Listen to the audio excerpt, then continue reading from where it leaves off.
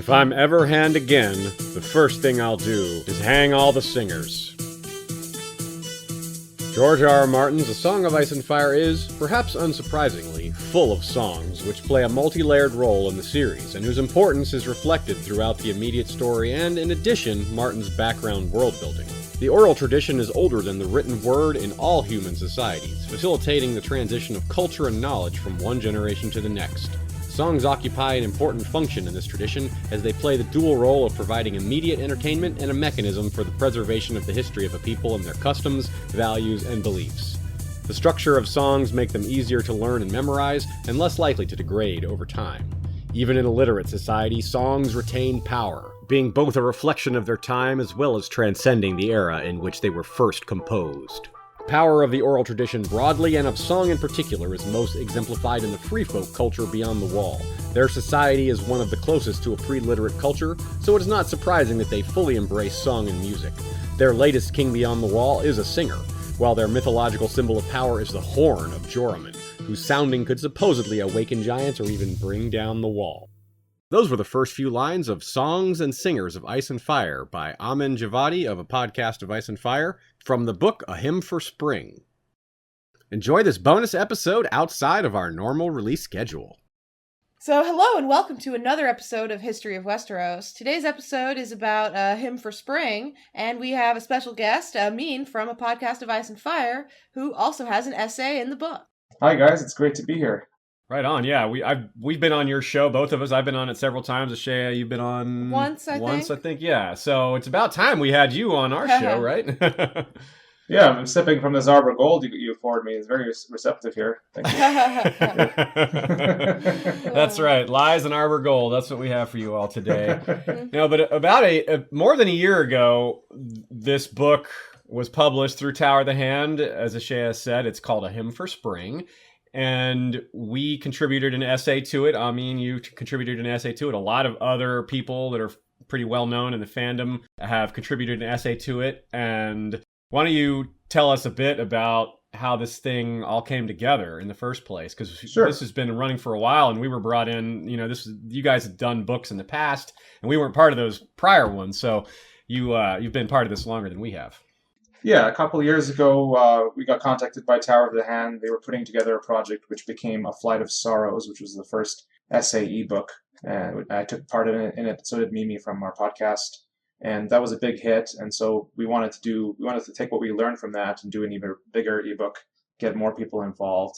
So we started looking for other people in the fandom that we hadn't talked to the first time. I had been in contact with you both. I know you do good work over here. You're interested in analyzing the series, and I thought you might be interested in taking part. So I kind of put you in contact with our editor, Mark, and you guys were pretty interested and had this Harrenhal idea, I think, already maybe in the back of your head. So you wanted to write about it, right?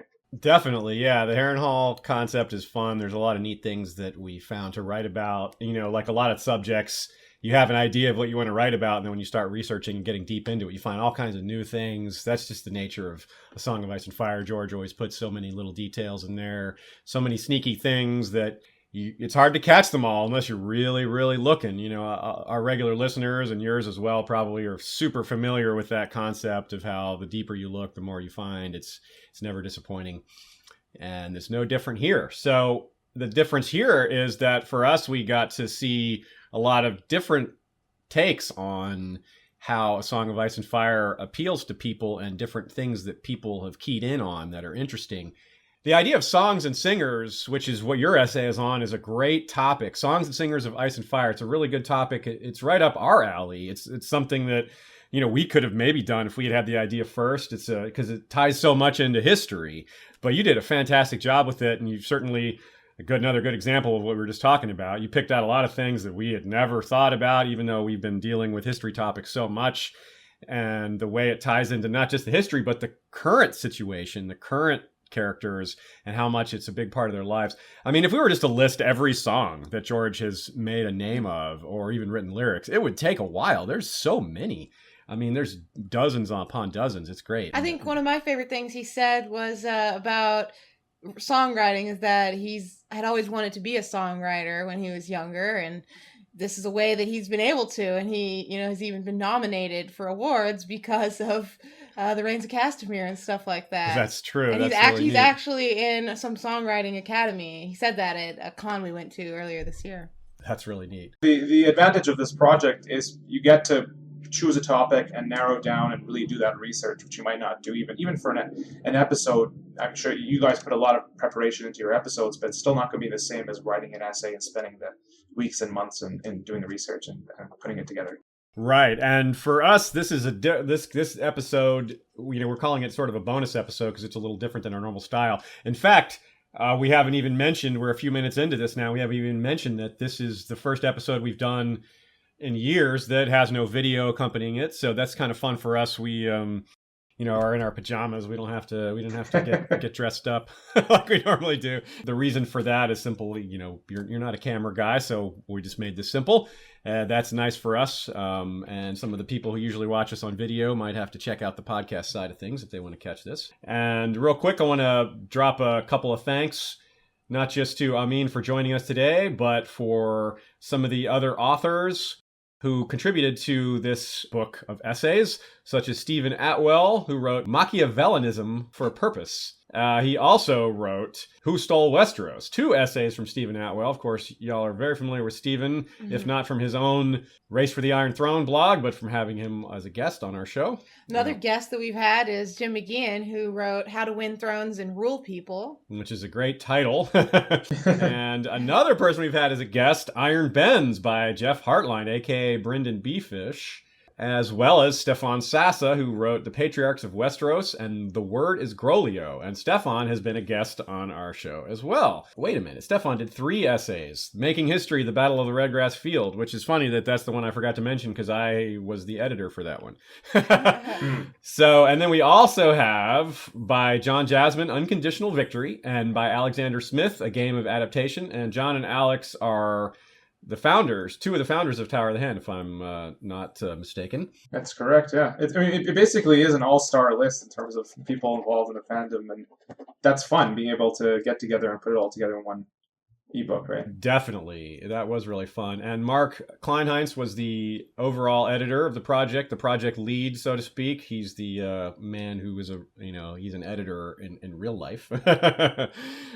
So good to have him. And of course, we want to thank Jeff Gnarly, the long snapper, History of Westeros' First Sword, as well as Lord Mark of House Joseph, the Snow in Winterfell, and rider of Mazalacartho, the green dragon with white scales, horns. I'm sorry, the white dragon with green scales, horns, and wings.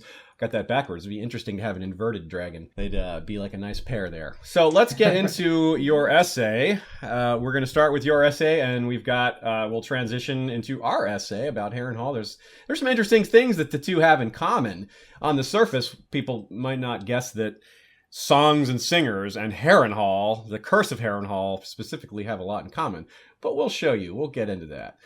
Now, I think one of the most important things about songs, not just about that we love to talk about the history of songs, but not just the preservation of knowledge, but the foreshadowing. I think that's a really a thing that people miss, is they're not just a piece of history, they're not just a piece of the present, there's foreshadowing. What were some of your favorite examples of foreshadowing that you wrote about? Songs are kind of repeating kind of the values of a society in one sense, like we find from the songs about, and there's also the tale as well. Often the songs will mirror the tale. They'll both exist. There'll be a story and there'll be the song equivalent of it. Of the Rat King, for example, where we learn like breaking the guest right is pretty much the ultimate sin. It's even worse. I mean, his punishment was to be a cannibal and to eat his own children, but that wasn't as bad as breaking the guest right. Yeah. Right. And so that kind of gives us the idea like how people will view events like the Red Wedding and what that will lead, because it's just such a breach of Westeros etiquette to do that. You wonder how that will affect a song like The Rains of Castamere, which Tywin used. Something you point out, that Tywin totally encouraged the singing of that song and the spread of that song because it increased his reputation. And it's cool how much history is in that song too. This is how that song is the history of the Rains and the Tar, well, the end of their history anyway.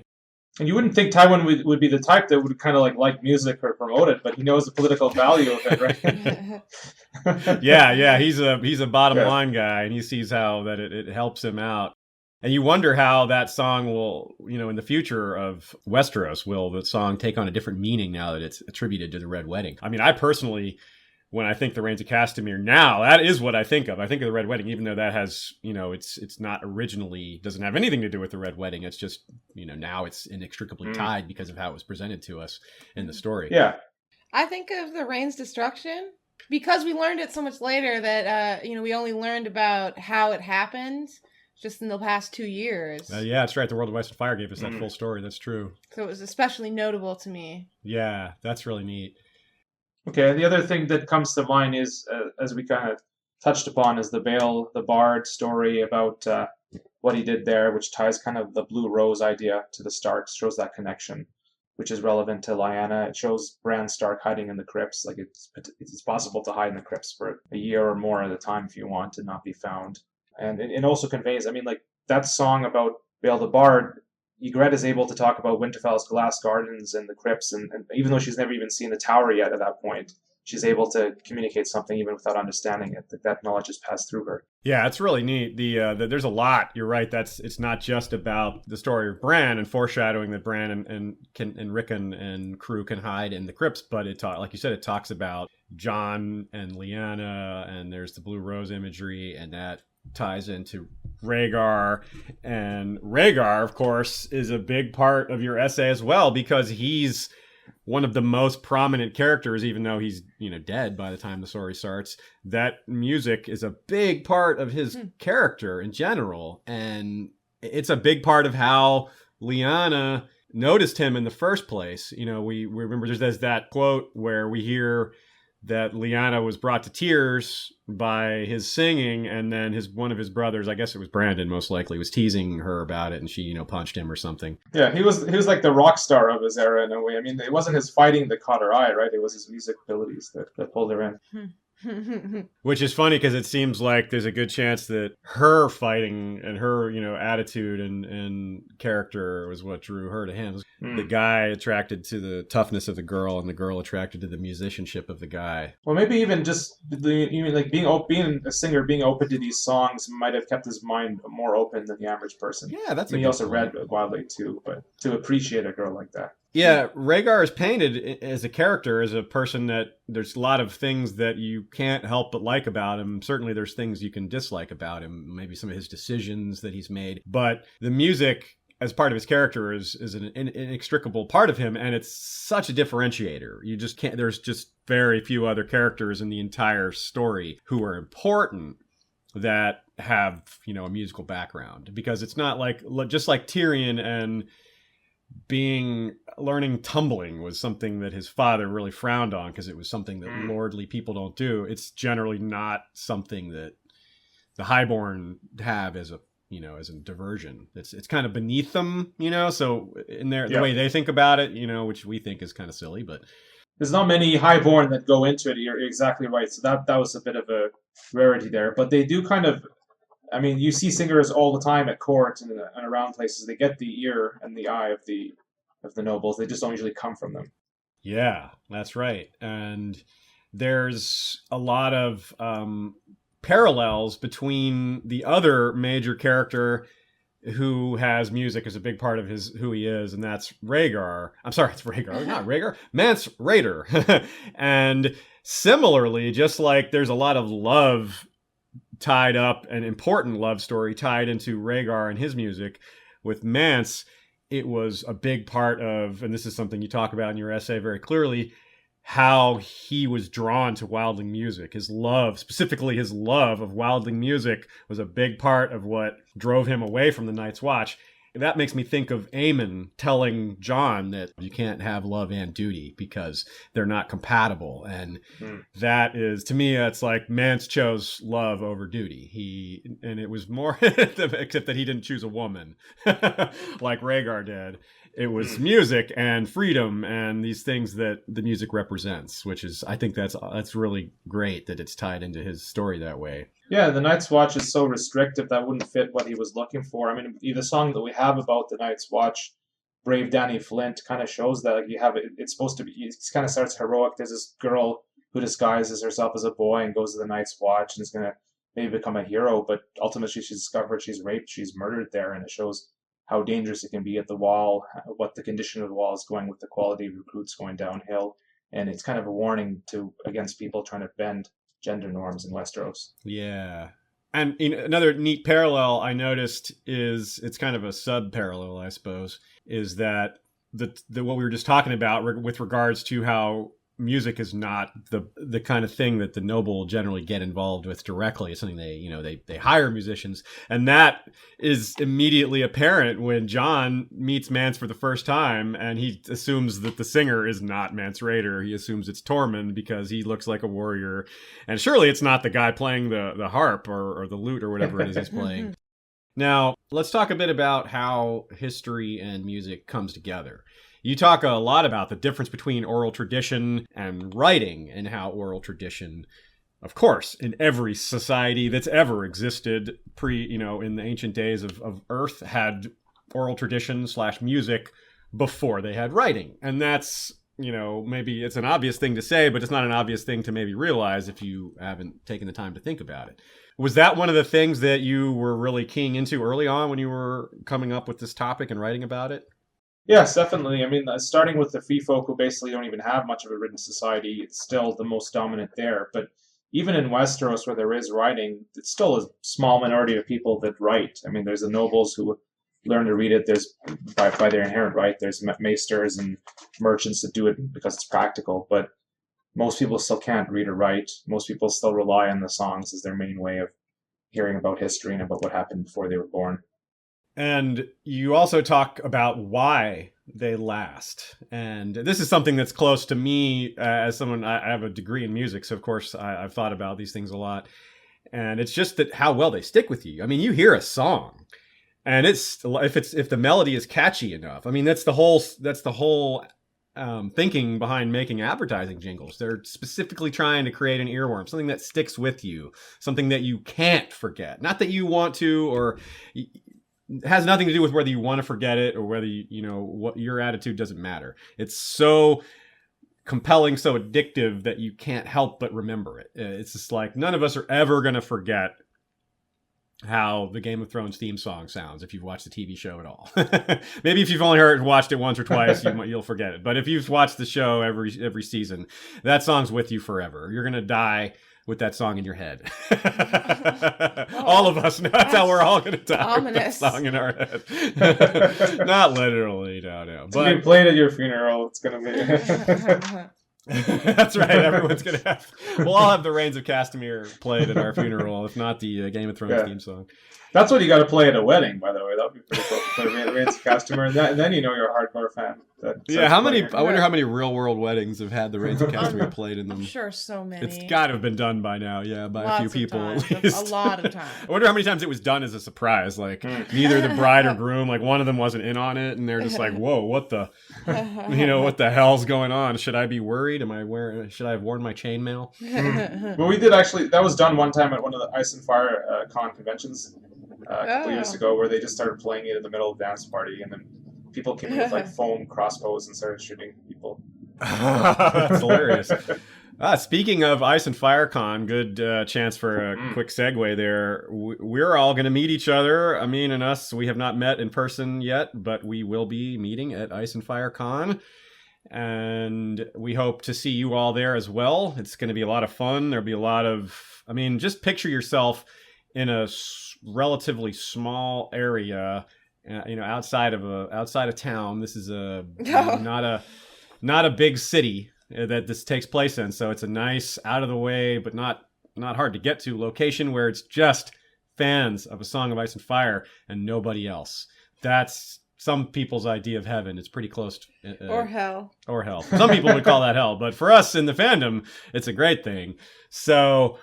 yeah, so I hope you all can join us there. There's links to buy your ticket if you're interested on our website. We'll be bringing our 9-player board game map. That's right. Playing Speaking of, the board game that some of you have seen on our wall behind us in our videos, that's going to come down off the wall, and we're going to bring it with us. And, that's part of how we know each other as well, playing the board game together. Yeah, we've been playing online. We had not as much recently, but we had some good games in the past for sure. Definitely. Games. And he's a very tough opponent. Thank you very much. Yeah, I think we both played it since pretty much when it came out, right? So yes. And you know what's interesting about it? I mean, this is kind of a tangent, but that board game promotes betrayal. That's kind of the idea. Like, it's supposed to betray people. But if you play it repeatedly with people, you kind of learn like that you should rarely betray people. Like, it's your word has some value. Like, if you just go around and willy-nilly and betray people with any effect, then it actually it's not an advantage. It's like, people won't make deals with you in future games. Yeah, exactly. So if you only play one game, then it's okay. Betray as much as you want, but it's like game theory in action there. Exactly. If you do it, that you got to be like, there's a wisdom that comes with making small deals. Obviously, if you make big deals, it kind of breaks the game. If you have like 5-turn alliances, but if you can have a deal for a turn early in the game, it's not worth it to do that little bit of gain when ultimately it's better to hold your word. Yeah. It's almost a Stannis method of playing the game. A thing about reputation is a good segue back into our main topics here. And it's important for one of the things that songs can do is enhance a legend or keep alive the memory of an important event. Now, here's a question I have that's kind of confusing to me. And this is one that we won't ever have an answer to, but I think it's interesting to think about. There's a song called The Night That Ended. And that's a song referring to the long night or the end of the long night. And I believe there's a few other songs related to the long night. But the thing is, you wonder, do those songs really go back that far? Do any of these songs actually date back, say, 8,000 years? It's possible. Certainly is possible. We can't say it's not possible, certainly. No. And if so, that's fascinating, that long for it to last. But we have stories that go that far back, so I wouldn't be surprised if the song does. I mean, you can also say people do look backwards in history as for inspiration for songs, so it could have been a more recent song. But that's true. I wouldn't be surprised if it went back that far. Yeah, that's interesting. Now, as far as that goes, it's interesting too to see which things are immortalized in song, which things are just told about in legend. Certain stories, certainly the juiciest ancient stories are told still. The ones that are, told to children at night. Stories like the Rat Cook is probably the darkest story, but it is also an example of one that's been made into song. And I'm guessing that one would have survived even if it hadn't been made into song because it's such a powerful story. And like you say, it's still part of the culture in a major way because kinslaying is such a big deal. Sorry, guest right. Well, and kinslaying are both such a big deal, and the Rat Cook does deal with both. And in fact, those are probably the two worst social taboos in all of Westeros. I think you guys would agree. Yeah. Yeah. And then the guest right is even more. It's like it shows the comparison between the two. They're all bad, but like his punishment is to do the other vices. So the breaking the guest right was the ultimate worst thing you could do. Yeah, kinslaying is probably second. It's up there, but I'd say guest right, especially in the north. Yeah. But in the south too. I mean, the Red Wedding was a big deal in the south. The betrayal, the shock of doing all that at a wedding with guest right in play was really, it would be nice to see, into the minds of some generic small folk, just to see what they would think of that and what they would say and how they would say, oh, Tywin is cursed. Walder Frey is cursed now because of that. Certainly, us readers expect that, right? We expect Lord Walder to have an awful end, right? It may not happen, but we kind of expect it, right? Yeah, for sure. And hopefully they'll make a song about it too. Yeah, I mean, the Pies of Manderley. the weasel in the night instead of wolf in the night. Or Weasel rat pie. cook. We got weasels, yeah. On the subject, though, of songs enforcing the legends, I think one is Brave Danny Flint. I don't think that's a story that maybe would have spread as much without a song.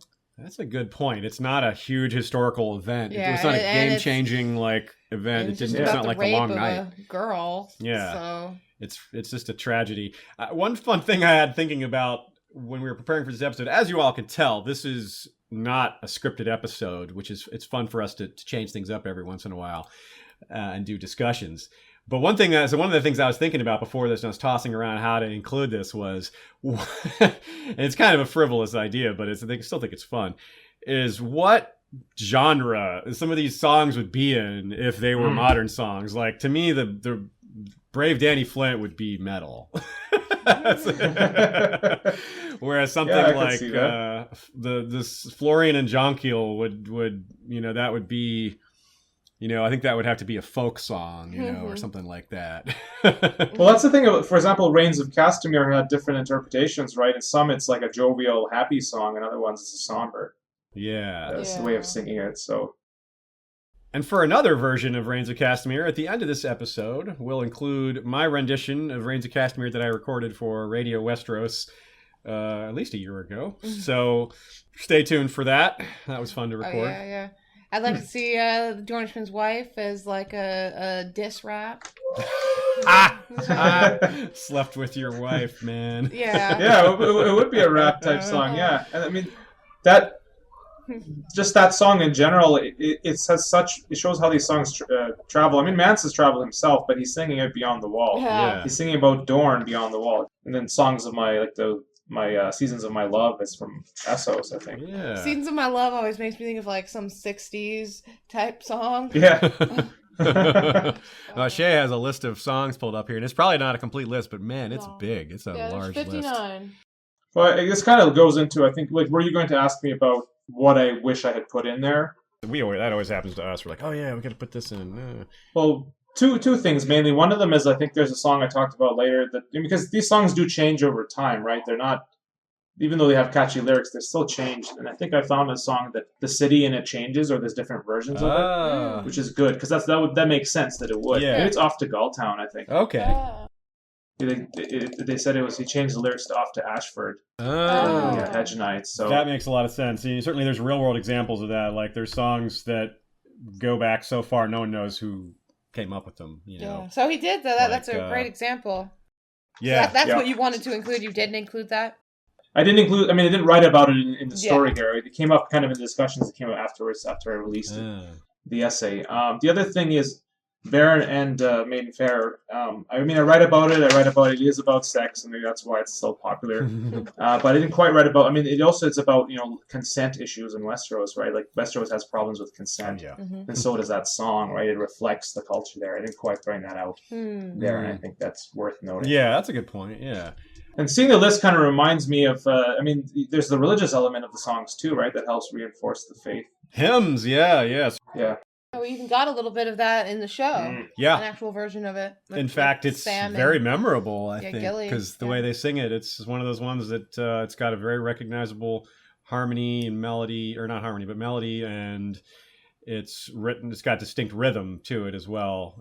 The meter is really noticeable, and that helps it be, it kind of sticks in the mind that for those reasons. Which is a good segue to talking about the TV show in a way that doesn't spoil the TV show, because we're not trying to get into TV show plots here. But the TV show is really interesting because of its interplay with music and how it's impacted the fandom, even the book fandom, in terms of the music. And I want to illustrate this point by talking about the characters and the actors. I read the series a long time ago, well before the TV show came out. You did as well. I mean... Ashaya, you read it before the TV show came out as well. Yeah, not a long time before. Not a long time before, but definitely before. So all of us had images in our head of what these characters looked like. I had an image in my head of what Tyrion looked like. I had an image in my head of what Bronn looked like, Tywin, all these characters. When the show came along, a lot of people picture those characters because, a lot of people saw the show and then went to the books. And some people who read the books, the TV characters have taken over in their heart. Like when they're reading a book now, we have a lot of listeners who tell us that when they're reading, they see Tyrion a chapter, they're picturing Peter Dinklage.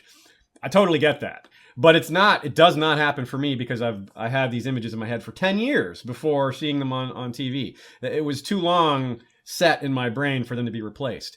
But the music is completely different because I didn't have a song version in my head of what Reigns of Castamere sounded like from reading the text in the pages. There's no melody there. So the TV show, when it made these things into real songs, those did take over for me. Those became the version because there wasn't a prior version for me.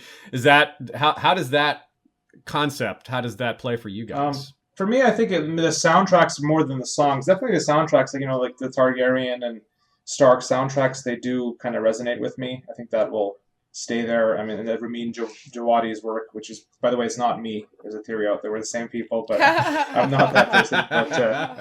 But, I was going to say, how did you enjoy composing for Westeros? It paid pretty well. Another good bit of composing. But the songs, I mean, I had heard other versions of the songs on YouTube and stuff from before, even Reigns of Castamere, so that didn't quite get there with me. I did enjoy the show versions, but it didn't stick with me as much. I see. Okay. I'll be interested to know if, when reading The Winds of Winter, if Daenerys is being powerful and I hear that Targaryen theme.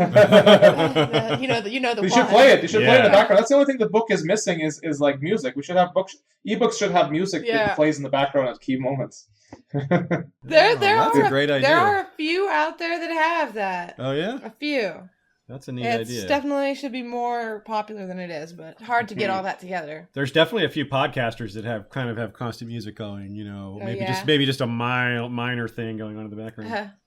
The next version of Game of Thrones, we had the 20th version, like illustrated version. There's going to be the audio music version, the music background version. Yeah. Yeah. That's what they need for the 25th anniversary one. Okay, so that'll be interesting too. There'll probably be more songs. We might, in season 7 and 8, there'll be more songs, certainly more soundtracks for sure, and those will, fit in there in their own way. I wonder if they'll adapt any more of the songs that George created. I don't know that there's any that he's written lyrics for that haven't been done yet. That's something that I'm just now thinking of. It would have been neat to research that. Jenny's song would be a good one, but we hardly have any of the lyrics. Maybe to he's that. written more than we think. Maybe he has. Yeah, maybe he It's has. possible. Yeah, if he did, that'd be nice if he shared those things. I want the rest of the seasons of my love. I want to get that full song there because I think what we're missing is spring. Yeah. Looking at it right now, yeah.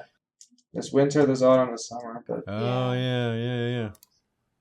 So, what are some common themes that we see in the music types of songs that are written? Certainly, love is one, although it's usually tragic love. There's not a lot of what's that? Bodiness. Bodiness. Yeah.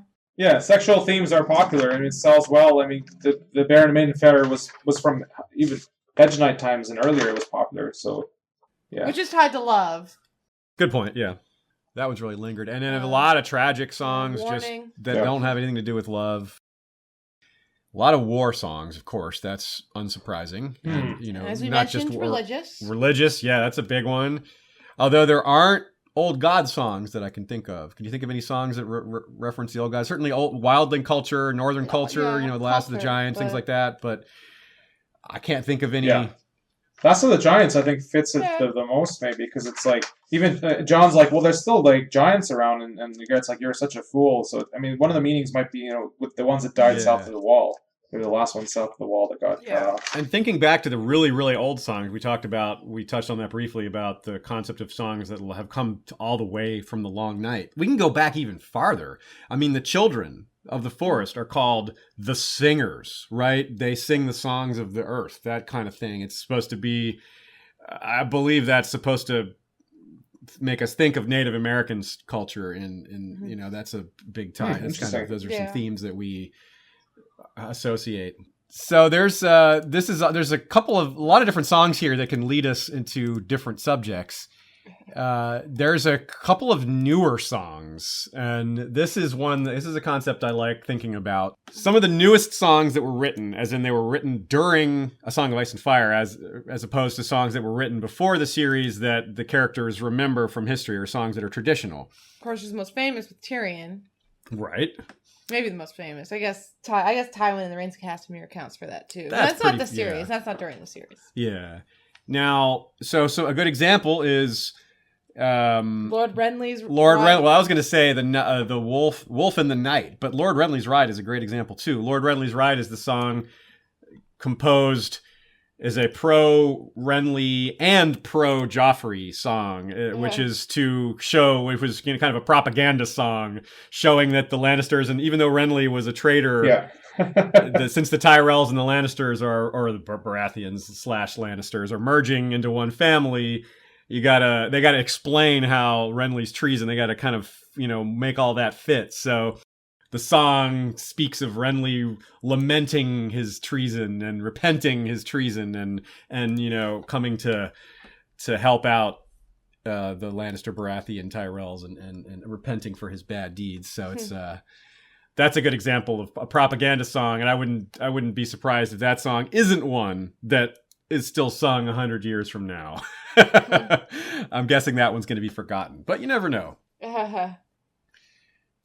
So the Wolf in the Night. Talk to us about that one. That's one that you specifically wrote about. I mean, sure. It's about Robb, and I mean, even though Robb ended up losing in the end, he still kind of has that young wolf legacy. He never defeated in battle himself, and was fighting against great odds. So that's something that could become popular later on. It's it's another one. I wonder that one.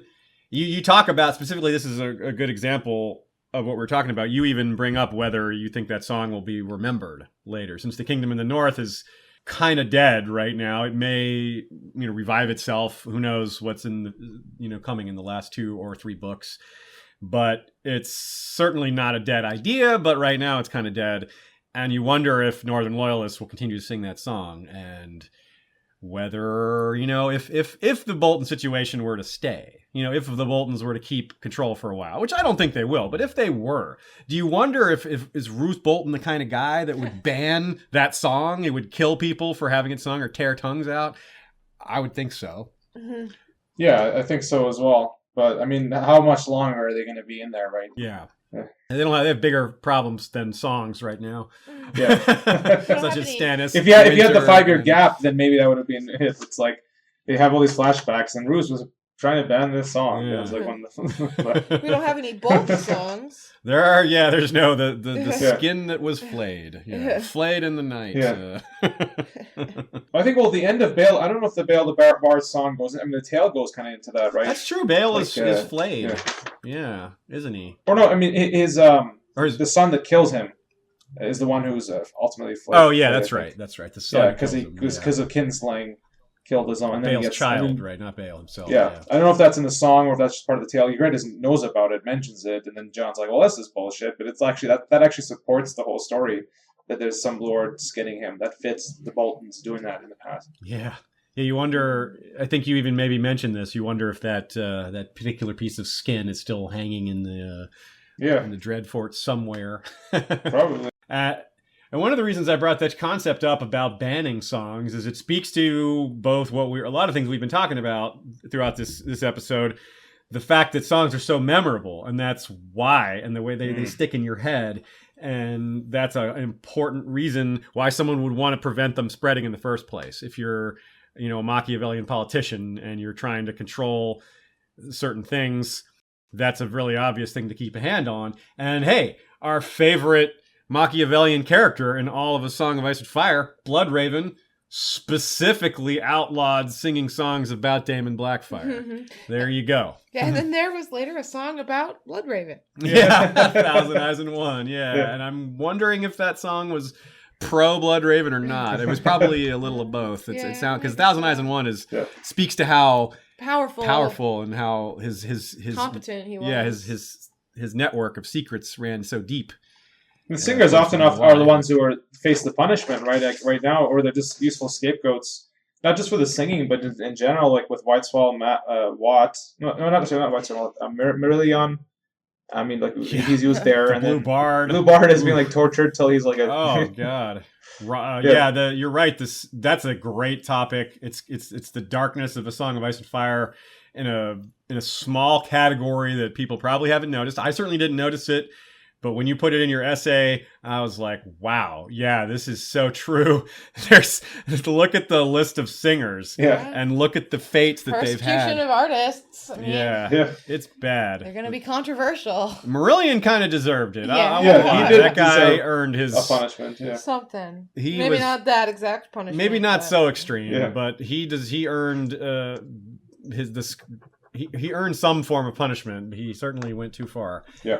And then there's, like you said, the Blue Bard was tortured simply for being too close to the wrong people. Wrong place at wrong time. But I mean, it fit the stereotype of singers being lovers for like highborn ladies. I mean, we have that with Lady Smallwood. We had that with potentially Jenna Lannister, which I think that her fourth son, like the Red Lannister, might be a bastard.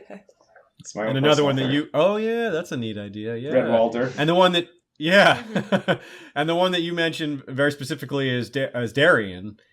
from the Night's Watch, who is a very talented singer, and of course that's why John chose him to be a recruiter, because someone who was a great voice. That's, of course, other aspects of Darien's personality made him a poor choice. Yeah, he kind of lived up to all the stereotypes. He did, didn't he? Yeah. Arya took care of that, didn't she? Yes. Yep.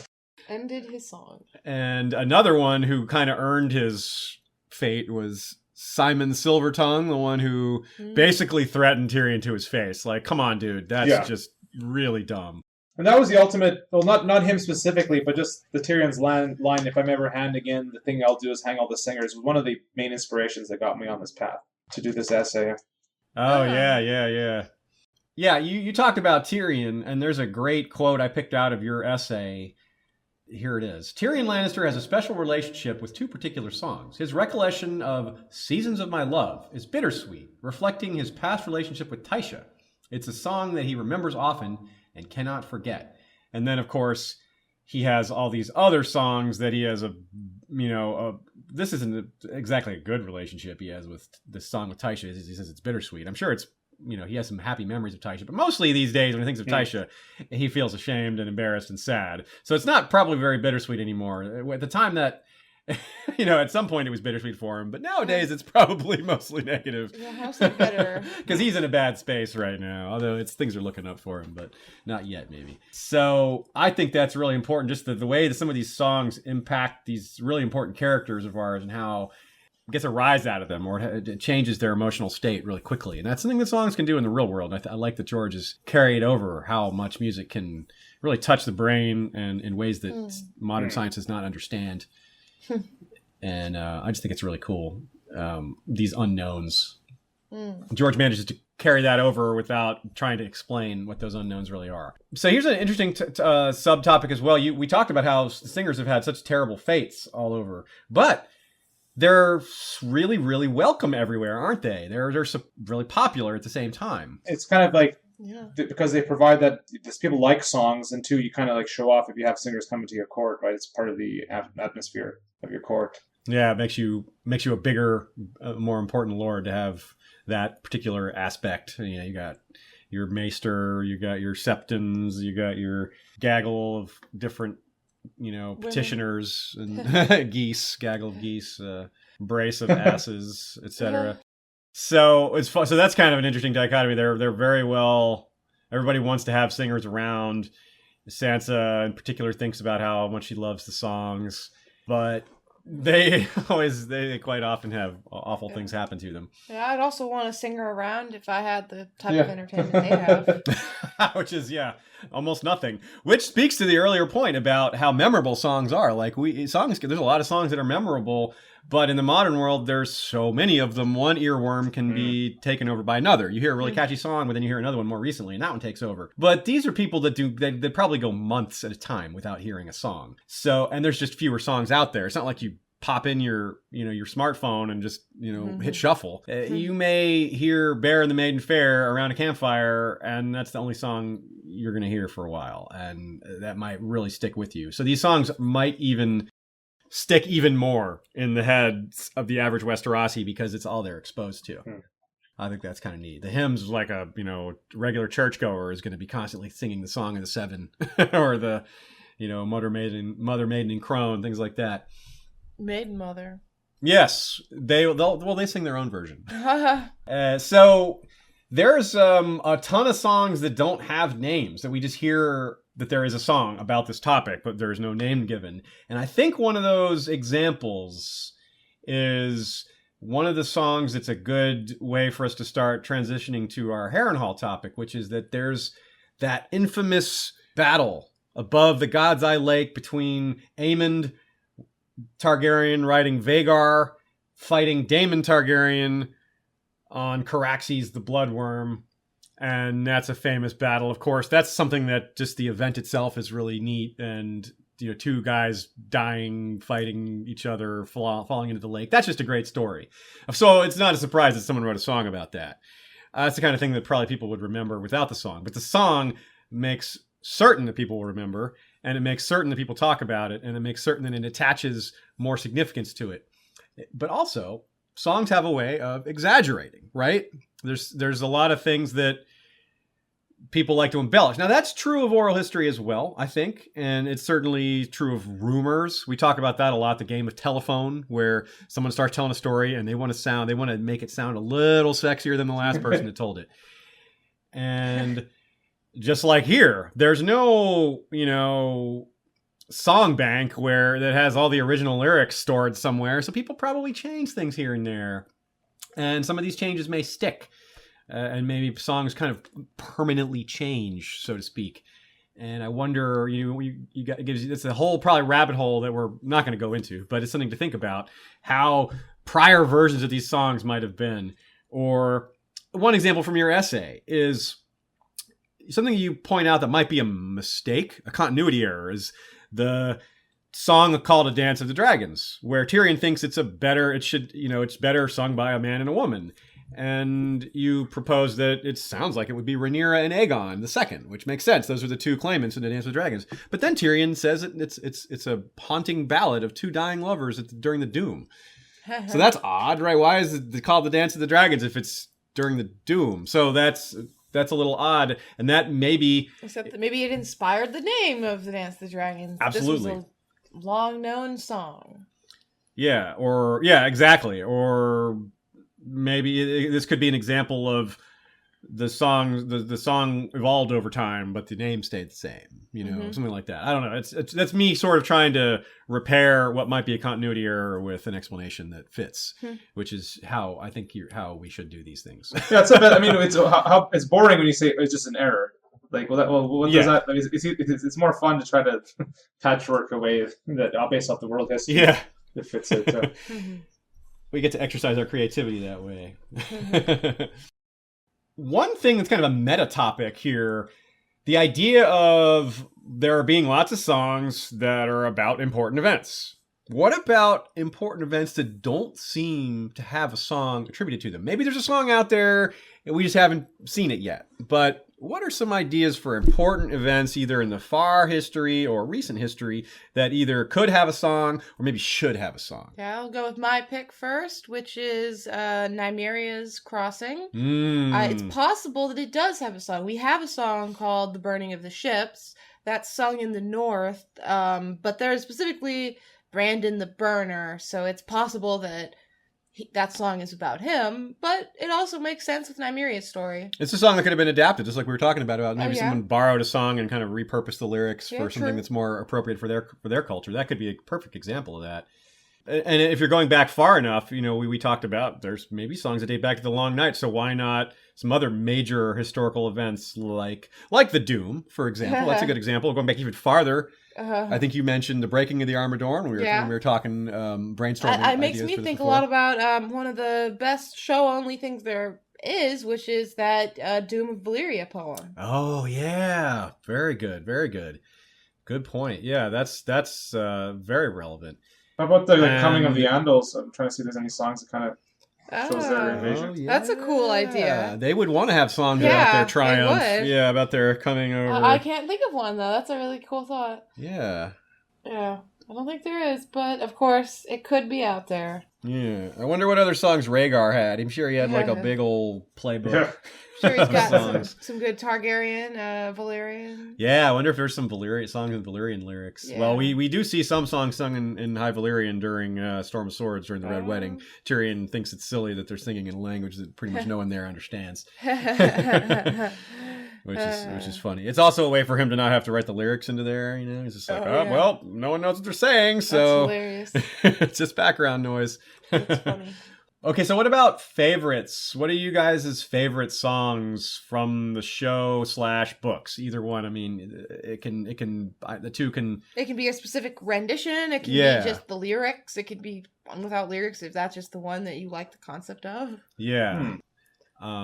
Straight from the show, I like the Song of the Seven, even though it's just so simple. I think it's neat. And I really like The Last of the Giants. The composition for that, there's been a lot of covers or made up versions of that, and it's a great song. It's very sad. The Last of the Giants, yeah, it's really good. That's a great song, and it shows. And in the book, we even see Ygritte is, brings her to tears. It shows how important it is to the wildling culture. It really reflects a lot of things because they're a dying people in a lot of ways, and the giants died out before them. Of course, the giants aren't all dead, but they're effectively died out. And you go into some interesting theories as to what they mean by Lash the Giants in your essay. So that's yet another reason to read this. But yeah, there's I think it reflects what's happening to the wildlings too. They're kind of their people is maybe going extinct, especially with the long night coming again. They're going to bear the brunt of that. I think it's a very sad song, but no matter what, when I read it, I do not hear it as a sad song. Which one? The Last Oh, of the really? Giants. Oh, okay. Like, I want to, and I've even listened to versions of it, but I hear it as like a flogging Molly type, like drinking song, which is not at all what it is, but you could sing it that way. Which is funny, what Amin was talking about earlier, which is how there was versions of the Reigns of Castamere that were jolly and jovial before the show came out, which is just interesting. Different scenarios where a song might be sung that they might do a different composition. We listened to a good female singer version of it right before recording this, but I kind of imagine like a real deep bass voice doing it because it's giants, I do as well. Yeah. Whereas a song like, well, any of the other songs really, I don't really attach a male or female designation to, is what I imagine. They could work either way. Although you do bring up the fact that female singers are rare, right? That's something I didn't really notice, which is, I think that's kind of odd because in that culture, that's not really a cultural thing necessarily in the real world. I mean, it kind of is. There is. Depending on the culture. There's been more male singers historically, I think, in Western culture for sure. Oh, yeah. Actors, so for too. example, it was pretty much mostly men, so which is kind of like the same kind of area of arts and stuff. That's a very good point. All the female roles were played by men back in like ancient Greece. That's very true. Yeah, with their masks like and their silly. That's very silly. Of course, there's examples of aristocratic ladies having to learn instruments and learn the fine arts, but not necessarily being the performers going around actually making money at it. That's a good point. Yeah, I guess maybe I had that kind of off in my head there. Yeah, it's a good point. So, yeah, and that's neat that you even point out at one point, you point out that someone's referred to as a woman singer as if it's something rare, which apparently it is because, right, like all these examples of singers. I didn't realize until reading the essay that was the only female singer that I could think of. Yeah, I guess there isn't another one, is there? I can't think of a single other one. Other than, Sansa singing to the Hound, for example. Well, she's not a singer, but she does have a good voice. Yeah. Well, I have the perfect transition quote from going from songs into Harrenhal, from songs to curses, as it were, from our good friend, Lord Peter Baelish. Has someone made a song about Gregor Clegane dying of a poisoned spear thrust? Or about the sellsword before him, whose limbs Sir Gregor removed a joint at a time? That one took the castle from Sir Emery Lorch, who received it from Lord Tywin. A bear killed one, your dwarf the other. Lady Wentz died as well, I hear. Lothstons, Strongs, Harroways, Towers, Harrenhal has withered every hand to touch it. Well, that's a good point. Has someone made a song about Gregor Clegane dying of a poisoned spear thrust? No, but someone might make a song about Sir Robert Strong, the undead giant that we call the Kyborg, walking around doing his thing. And that might be a song. That would be another metal song, I think. Songs about Robert Strong. And that's also an interesting crossover point here, which is that Sir Robert Strong, Qyburn named him Sir Robert Strong. Strong was one of the houses that held Harrenhal, and as we know, Qyburn started his rise to power at Harrenhal because he was a member of the Bloody Mummers, the Brave Companions, and attached himself to Jaime by being good with stumps, and then rose in Cersei's esteem by being a creepy dude that helps her do her creepy things. So that's a good example of something that doesn't have a song, and Harrenhal itself is something that I don't think there's songs about Harrenhal specifically, but there could be songs of Aegon melting the towers or of the burning ghosts of Black Heron. Yeah, there might be one about that very well that we just haven't seen. Yeah, just George didn't bother to write about it. It hasn't come up, but it'd be. I'd have to guess that such a thing does exist in some form or another. So that's Every pretty... singer who sung it has been cursed. Maybe avoid that topic, yeah. So our essay deals with the curse of Harrenhal and the history of Harrenhal, because to get at the curse, we have to explain the history. And of course, that was one of the things that drew us to this topic. We get to talk about the history of Harrenhal, which is fun. We love to talk about history, obviously. And there's a lot of... Harrenhal's history is interesting because it's short, relatively speaking, to the thousands of years that some of these other castles have existed. And in between those thousands of years these other castles have existed, not a whole lot of other major castles have popped up. The Eyrie is relatively new, and it's not new. King's Landing is new. The Red Keep is new. The Red Keep is pretty small as castles go, and King's Landing is a city. It's not a castle at all. Something like Butterwell's seat that he was building in the Dunk and Egg novels, that was torn down by Bloodraven. That would have been a newer castle. So Harrenhal not only is huge and the biggest castle in Westeros by most standards, it's really new, and that sets it apart. And its history begins under this shadow right away. The minute the last stone is set, bad things start to happen. And that's a major topic for us, is getting into whether the curse is a real thing or whether it's just something people believe in, and whether that even matters. Because if people believe in something is real, it still has an effect as if it's real. So, just initial impressions. That's a good intro spiel there for talking about it. Amin, what did you think? Give us some of your thoughts on what you got out of the essay things that maybe Sure. we missed. Well, not really missed, but I mean, what I got out of your essay that I didn't see myself, the one point especially you were talking about Harrenhal and the link to the Iron Throne, that many of the swords may have come from Harrenhal and like the first fall in Harrenhal. I hadn't thought of that. I hadn't heard of that. Is that somewhere in the material? The World of Ice and Fire specifies that it was Harrenhal that he started to ship all the swords over. He shipped swords apparently from the Field of Fire as well. But yeah, that was the first. He's like, what am I going to do with all these Yeah. swords? A lot of them were probably already melted. Like, I better do some art project. But I think I agree with your ultimate point is kind of like Harrenhal itself is the curse, the location is the curse, the cost of running it, and that kind of thing. But if there is a magical element to it, then it would be the fact that dragon's fire was used there, because dragons are magical. Just the same way that the Iron Throne, if there's something magical, it's because it was forged with dragon fire. So that's where I would say it might be the magical source of it, would be because Valerian was there burning stuff there. Yeah, it makes me think a lot about, we've been talking a lot about Strange Stone, what with our Great Empire of the Dawn talk, and how they might create it, and things like that, and how cursed some of it has been. Yeah. Like Yin in particular, and Ashaya, and it just makes me think of Harrenhal. Those are undeniable curses. Yeah.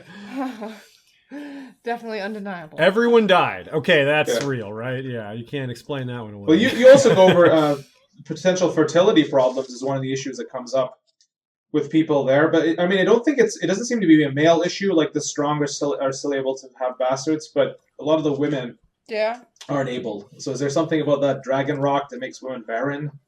Or something like that? Certainly that theory's come up before with Rhaella and Summerhall. As to what happened with Rhaella. Rhaella survived Summerhall, and then she had, even for Westerosi standards, had major problems with miscarriages and stillborns. Because obviously miscarriages and stillborns are sadly extremely common. But she had, even with that in mind, she had a ton of them. And it's caused people, because it's so outstanding, and it has to do with part of Aerys' insanity, probably ties to that at least a little bit, if not a lot. The strain and the stress of the swings of joy of having a newborn and having it die right away is just so many times is just, no one can really know what that's like. I'm sure there's some of our listeners that have dealt with a miscarriage or stillbirth. I'm not trying to take anything away from that. I sort of doubt there's a bunch who've dealt with 12. Yeah, I don't think anyone listening has dealt with 12. Maybe not, maybe in a professional capacity, but not in a personal capacity, I'm guessing. The point is, it's horrible. And the other point is that it might have some sort of magical underpinning to it. dragon fire, fake dragon fire. What do these things do? Do they have a radiation effect, like some sort of messing with your DNA permanently kind of thing? That's how well, real we the know real they're science nuclear works. weapons. Yeah. They are. Yeah, they are often likened to nuclear weapons. Yeah, because I mean, it's not. I mean, if you look at it from it scientifically, even though it melted stone, it's not hot enough really to make something like a radioactive or something like that. But magically is a whole different story. Magic is different from science. Yeah. One of the things we see with Harrenhal too is the idea of these, like you said, these different families that have held it, and the fertility thing is interesting. There's some of it's exaggerated. Some of the families didn't have any trouble with fertility, but some of them had huge problems with it. And like you say, it's true that it does seem to have more to do with the women than the men, which may be coincidence, but there might be a reason for that. Certainly, Harren himself had plenty of sons, but he had them before Harrenhal was built, so that's not really a fair comparison. But yeah, you're right to point to one of our, I guess it's a conclusion, a sort of a conclusion that Harrenhal, the nature of it is the way it was set up. Of course, it's going to be a problem. Of course, it's going to have a bad history. It's not necessarily going to have the kind of history of a curse. Those things weren't set in stone. Ha, pun intended. But the fact that it's right in the middle of the continent, right in the center of the Riverlands, which is the most war-torn of all the regions, because it's right in the center, and it doesn't have a lot of natural features around it to isolate it from armies. There's no mountains nearby. There's the lake. The God's Eye is something, certainly.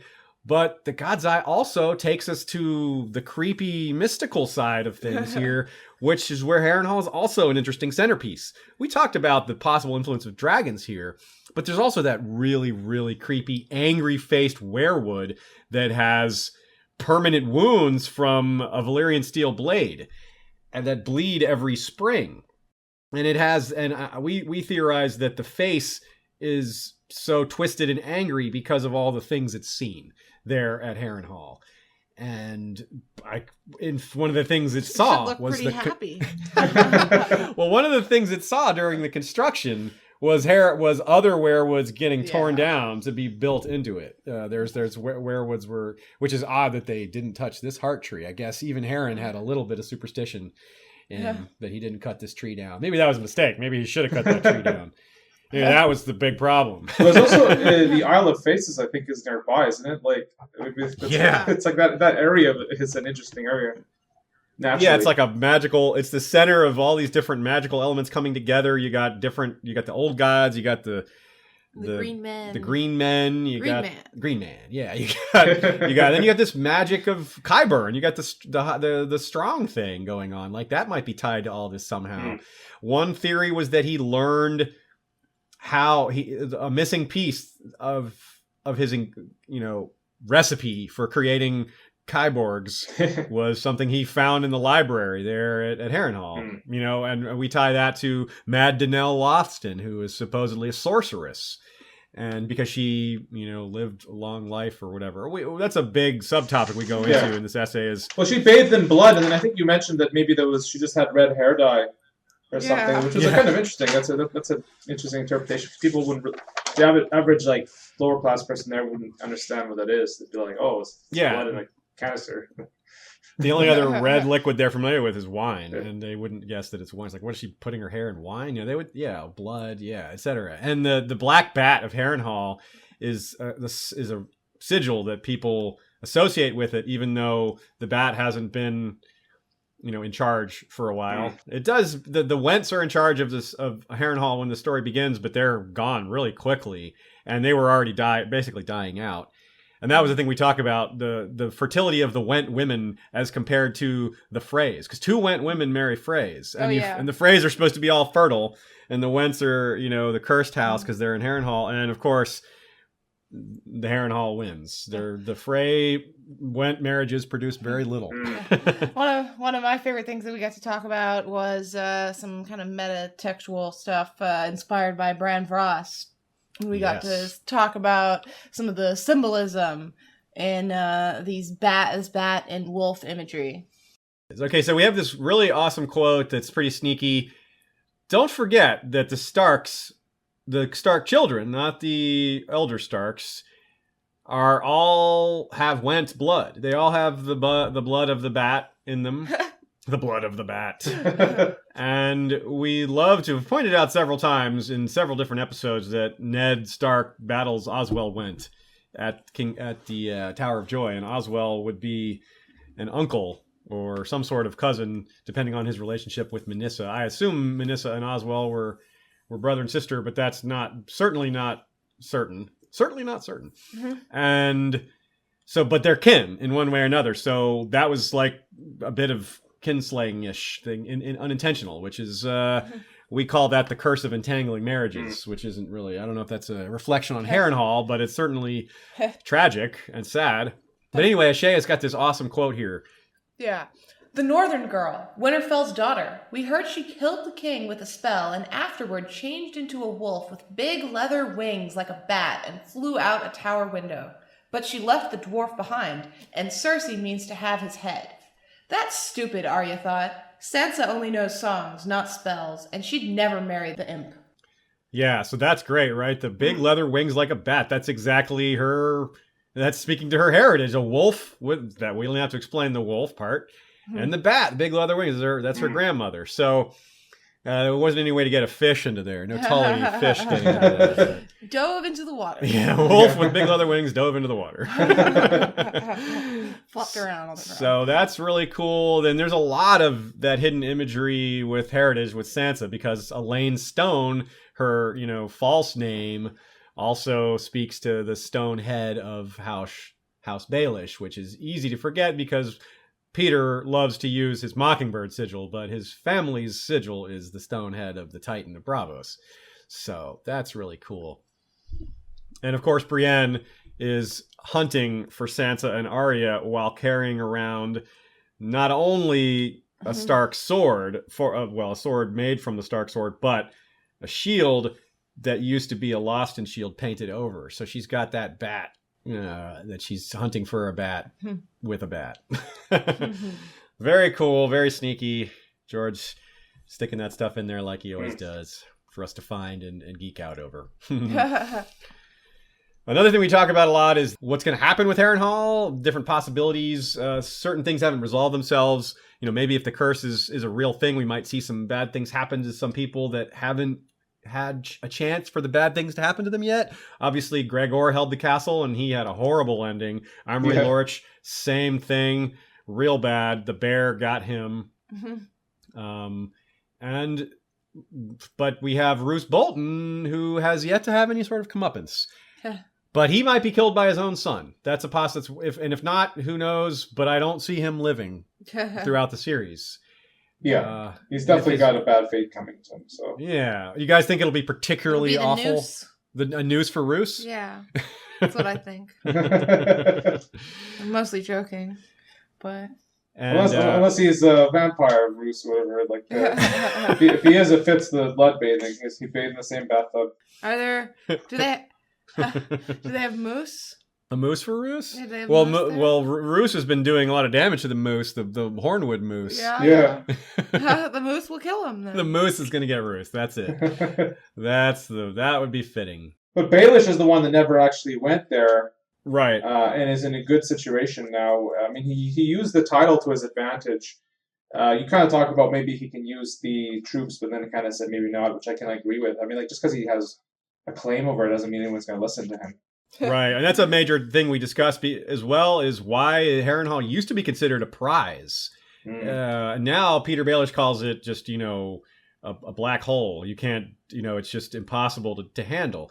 And I think that there's a reason for that, and I think that it has to do with that the surrounding territory, Harrenhal used to control more of it, but now that territory has been given out to different lords based on past rebellions. Robert's Rebellion is a key element we guesstimate is the reason why, based on the timing. But there's other possibilities as far as tax policies. Who knows? But past houses that at Harrenhal didn't have this problem, at least we don't hear about them having this problem. We hear about them being really powerful. And Baelish is, if it would make Baelish powerful, he would surely know, but he doesn't think it would. He's got other plans, and he never, like you say, he never sets foot in it. Another person who is given the title and never sets foot in it does have a pretty bad ending, and that's Janos Slynt. So just goes to show that you can have a bad ending without, as Lord of Harrenhal, without setting foot in it. I do think Peter Baelish is not going to survive the series either. But I don't think he's just going to have his head chopped off like Jon Snow did to good old Janos. But we can hope. We can hope indeed. Another interesting thing that happens at Harrenhal is Roose Bolton. It's when we learn that he's become a traitor to the North. And there's that really powerful scene of him going hunting wolves in the night. And comes back with 9 dead wolves, 7 of them adults, 2 of them children, and the 2 children, this is right around the time when the world hears of Bran and Rickon dying, which of course they're not dead, which we touched on in your essay, but that is, I think, a really cool little parallel, George, fitting a whole lot into one quote. We hear not only 9 is an interesting number that he chooses also because there's 9 bats on the Went very northern sigil. Number. I mean, there's 9 on Rob's crown. Yeah, 9 wolves on the crown. 9 wolves on the crown. Hey, it's a new song. 9 wolves on the crown.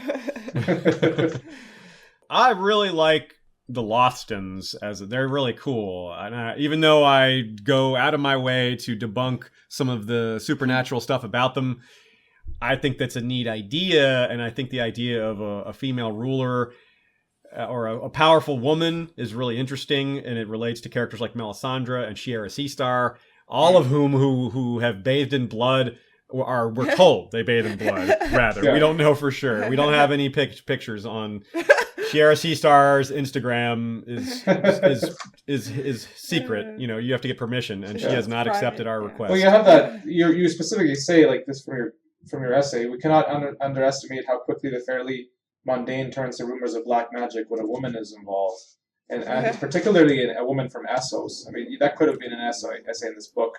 Women from Essos and how they're seen as the other magical temptresses. That's interesting. And that's a real world thing too. Like in Roman history, the common trope of the evil stepmother is like super common in Roman history, about like they would always blame the stepmother for. It's super common that bad things that a man does is blamed on his wife. Like the lace serpent, the Mirish woman that was married to the Lord of Duskendale, the guy who captured Aerys and his insane rebellion. And his wife had a worse end than he did. Yeah, just the lady, like in the Rains and the Tarbreks, like was Lady Tarbrek or Lady... Yeah, Ellen Rain, yeah. Rain, I guess, yeah. Like that type of character repeats over and over again. And in terms of history, you kind of compare Harrenhal to a couple of the castles from history. And what it kind of reminded me too was when the Great Wall was first built too. I think like the dynasty that put that up kind of collapsed right when it finally came up. It was like exerted so much effort in making the Great Wall. I think I never caught that at that point. I mean, and that was Harren's whole point, is to make this be a ruling area. It needs to have a certain amount of territory supporting it. If it's just like the local area, it's not going to be enough. And that's part of why he put it in the center. I think that was part of his idea. He probably had visions of conquering all of Westeros. And making that the seat of Westeros. And it's possible that if Aegon the Conqueror hadn't melted it to hell, he would have made it his capital. The Ironborn were pretty powerful at that point. When you look at like how much territory they had, it was pretty impressive. It's like, how did they have that much? I guess they're the most powerful when the realm was all like broken apart. Then they can use their skills to their max advantage. Yeah, and it's pointed out in The World of Ice and Fire that Harren wasn't really like past Ironborn. He hardly set foot on the Iron Islands his entire career. He leveraged them for their fighters and their ships. They were a vital supply to his armies, but he clearly was of a mind to move the center of his power to somewhere more central and more powerful. The Iron Islands are poor, and they're great for producing warriors, which he was keen to make use of, but that was a short-term thing. And we see Euron making that same realization. The Ironborn are a stepstone to greater things if you're an ambitious man. They're the first part of the journey. They're not the one to dance with at the end. So I think that's a really neat concept. And this is sort of some of the things that we're able to get into by talking about Harrenhal. There's a lot of subtopics with it. It's really interesting. One of the things we point out, I think, is how it's the castle that we see the most, other than perhaps Winterfell, because so many POVs happen there. There's Arya has a long arc there, and then we have the war goes through there several times. We have it's a big part of the War of Five Kings. Tywin's decision where to go from there is huge, and it impacts what Stannis does, everything. So yeah, strategically, historically, all these things matter. But yeah, we mostly focus on the curse, and I think that's neat. We had a lot of fun writing this. I think if we were to pick a castle to live in, if you were to, a lot of people think like, which character would you be, or which house would you belong to? But which castle would you live in is a maybe doesn't get asked quite as often. I don't think any of us would pick Harrenhal, right? Like I don't think I'm going out on a limb with that one. Which one would you pick? I think I might pick the Eyrie. I don't know. Really? Casterly Rock is awfully cool. That's the most secure. I would pick Casterly Rock. Yeah, I would say Casterly Rock as well. I mean, like you've said it. Like Harrenhal was built to withstand sieges. It's fallen so many times. Casterly Rock has never fallen. No, it has not. By siege or assault. Anyways, I think they got tricked out of it or something. But that's not the same thing. Yeah, that's tricked out of something. Storm's End is kind of in a similar place in that. You'd get your exercise at Casterly Rock, walking up all those. Yeah, but then you can't be like isolated. I mean, there's all those different caverns, and you can get ships to come in for resupply. It's just. I mean, they have some amazing things listed that they have. The Golden Gallery. Yeah, stuff like the that. Hall of King or whatever they have. Yeah, it sounds awesome. My second choice would be the High Tower, but it's kind of not the same as a castle, a traditional castle. It's just a tower. But that would. But being in Old Town would be great. Like that's why I wouldn't want to pick Winterfell. I mean, who wants to live in the north? Like, come on. Like the cold northern culture is not so bad, but I don't want that weather. Yeah, but you have the hot springs, right? Oh yeah, that's true. That's true. Winterfell is like an oasis. Yeah, and if you like snow and stuff like that a lot, it might be chill. Oh, I see what you did there. And the Greywater Watch, if you want to hide out. It's a moving castle. Yeah, that's for the that's for our hippie listeners would choose that's the choice of the Green Party. If you want to be safe, you go to Greywater Watch. Yeah, no one knows where it is. Run, you got to hide somewhere. We haven't seen much of Highgarden, but that would be pretty stunning as well. Highgarden would be the choice for our stoner listeners. Highgarden strikes me the type of place that wouldn't be. It's not a practical defense type of place. Yeah, if army that actually got there, then they'd be in trouble. But. Yeah, I'm sure Balerion the Black Dread would laugh at the hedge maze as like, how many ways I could fly over it, I could burn it. What are you doing? I probably could just walk right through it. So, folks, I highly recommend checking out the other essays in this book. The A Hymn for Spring, again, is the title. You can find it on our website at historyofwesteros.com. There on the right sidebar, there's a link to it. You can get it through Amazon. And yeah, thanks for joining us, Amin. It's been a great chat we've had here. And tell everybody where to find you, and tell us what your upcoming plans are with your show, as well as tell people where to find this essay as well, because yours is available separately, isn't it? It is, yeah. It's on Tower of the Hand, and you guys can put up a link, I guess, with the podcast when it goes out. Definitely. It's the sample essay for the work, so it can. It's the first one in the book as well, yeah. Yeah. I'm at podcastofIceandFire.com. We've been podcasting there for the last 8 years on Ice and Fire. I'm also involved in the Supreme Court of Westeros with Stefan Sasa, and I think you guys have gone in there before as visiting judges. Yeah, we did. We were on number 30-something with Bloodraven. That was fun. Yeah, that was very fun. I love talking about Bloodraven. We're going to eventually do a Bloodraven episode, and I'll be referring back to some of the things we said. Nice. You can cite the court. Good. Yeah, definitely. And then Twitter, Javadi Amin. I'm on there as well, so you can find me there. Right on, yeah. That's great. Well, yeah, thanks again for joining us. It was fun to chat about this. It's a different format for us, just sitting around chatting about our essays, stuff that we've done in the past. And if the feedback is good, then folks, we may try to recruit one of these other authors and maybe do another one of these down the line. We'll see what happens. Thanks to Joey Townsend for the intro music and Jesse Coal for the outro music. Remember to stay tuned for my rendition of Reigns of Castamere coming up after the credits. As always, thanks to our Patreon supporters, starting with the mysterious BR Hand of the King, Lord Jim the Fortuitous of Wars and Politics of Ice and Fire and Warden of the West and contributor to A Hymn for Spring. Lord George Stormsville the Cunning is Lord of the Chiliad and Warden of the East. Cabeth the Unfrozen is Lord of the Bricks and Castle Crimson Light and Warden of the North. Lady Kelly McMath of Covington is Lady of the Villa Hills and Crescent Springs, Warden of the South. Our King Beyond the Wall is Rowan Cantrell, wielder of the Valyrian Spoon, who recently did battle with the Ice Bat Clan, cutting off many frozen wings. Sea Lord Grayson Aurelius of Bravos, Blood of the Titan, Sentinel of the Narrow Sea, and Grand Cardinal of the Temple of Yog-Sothoth, is said to have created the Reverie of the Winged Wolf, which has entranced many and bewitched more than a few. Our small council is made up of Lord James Inkblade, the Scholar Knight, Master of Whisperers. Grand Maester Saria of the Barrows is Cinder of the Citadel. Lord Robert Jacobs is our Master of Coin. Rosie the Clever is Master of Laws. Lord James Tuttle is Master of Ships. Lady Direliz of Castle Naki is the Alpha Patron. Lord Dan of the Red Mountains and Castle Great Bell is Breaker of the Second Stone. Lord Skip of the Veldt is Lord of Castle Ganges. Mary Meg is Lady of the Bloody Stepstones. Gregor the Toasty is Lord of the Breadfort. Alicia Everlasting of the Greenblood is Lady of Desert Rose. Lord Ryan of Castle Stonegate is Guardian of the Rocky Mountain Pass. Lord Garin de Haviland is of Devil's Hand Keep. Lord Brandon Slate is the North's Hammer and Harbinger of the Old Gods. Ashland Winter is the Hawk's Eye, Lady of Castle Skyfall. Lady Mikkel of Moonacre is leader of the Werewood Protectorate Alliance. Lady Kashan Valant is of Swine Harbor. Lord Barone of Hillcrest is Lord of the Halls and wielder of the Valyrian steel machete Everblazed. Lord Alistair Whitaker is Lord of the Donhold. Lord Bemmy Snugglebunny is guardian of the hidden 100-acre werewood and holder of the Vorpal Snugglebunny. Lord Osborne of Castle Werewoods, our roots run deep.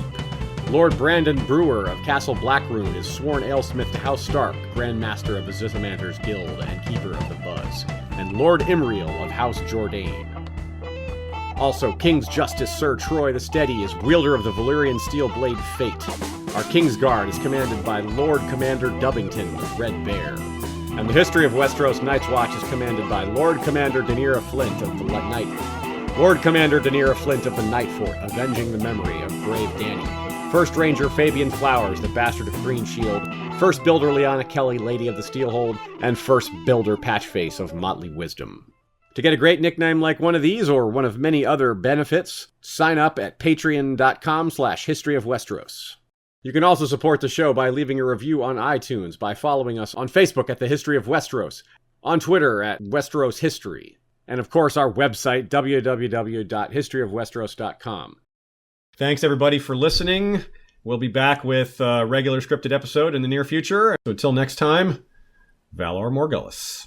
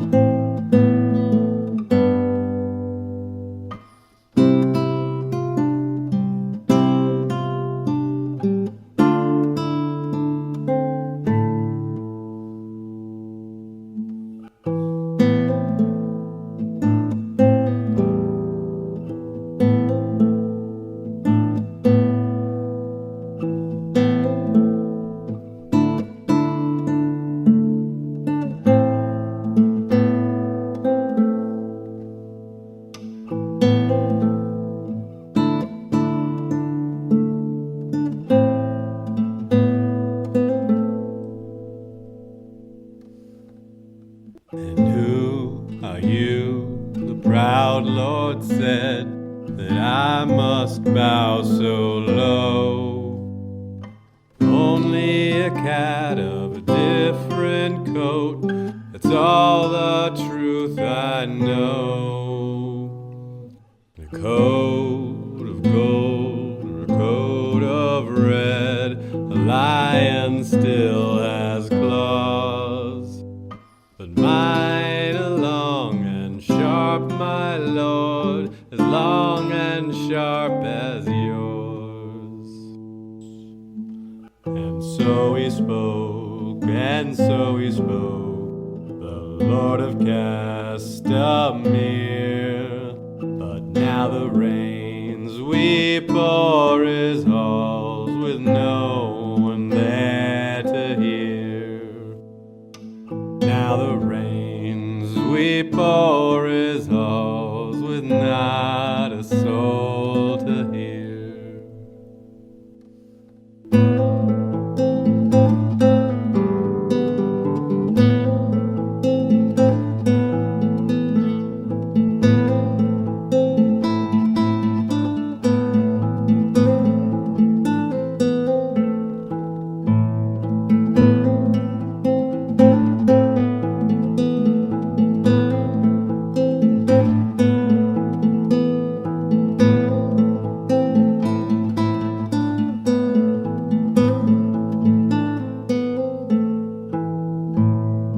Now the rains weep o'er